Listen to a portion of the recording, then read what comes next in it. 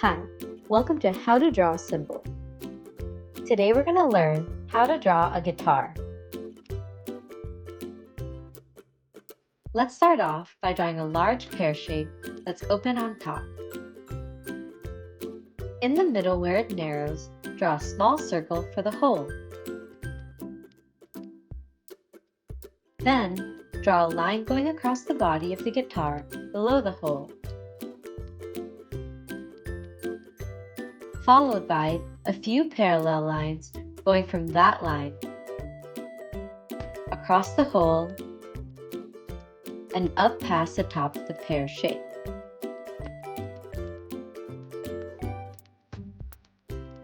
Draw a tall hexagonal shape at the top of the parallel lines, with two lines going across that for the tuning pegs. And now you've got a guitar.